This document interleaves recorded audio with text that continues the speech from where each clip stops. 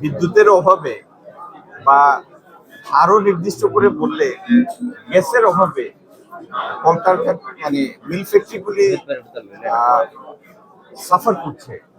এটা তো আর বাস্তবতা, এটা তো আর এখানে দ্বিমত করার কিছু নেই, এটা সবাই জানি আমরা। এখন প্রশ্নটা হলো এই জায়গা থেকে আমাদের উত্তরণটা কিভাবে সম্ভব। যেমন এখন গরমের সময় এখন যে বিদ্যুতের চাহিদা, এটা যদি ডিসেম্বর মাস হতো তাহলে সাবস্টেন্সিয়ালি সেটা চাহিদাটা ডিপ্রেসড হতো, অনেক কমে যেত।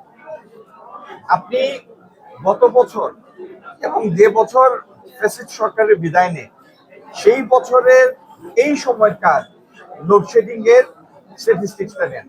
আপনারা যে সমস্ত সংবাদপত্র বা ইলেকট্রনিক মিডিয়া রিপ্রেজেন্ট করেন, আপনাদের 2 বছর আগের এই দিনে ফেরত যান, দেখেন লোডশেডিং কত ঢুকছে। আর বিগত 5-7 দিন 10 দিন হঠাৎ করে পরিস্থিতিটা একটু বেশি খারাপ হওয়ার কারণ হলো আমাদের যে 2টা এফএসআরইউ, তার একটাতে গ্যাস পড়তে না পারা আর আরেকটার বয়লার নষ্ট হয়ে যাওয়া।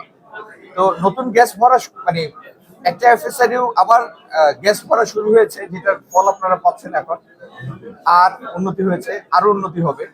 আর আরেকটা এফএসআরইউতে একটা বয়লার ঠিক হয়েছে, আরেকটা বয়লার ঠিক করার জন্য কাজ চলছে।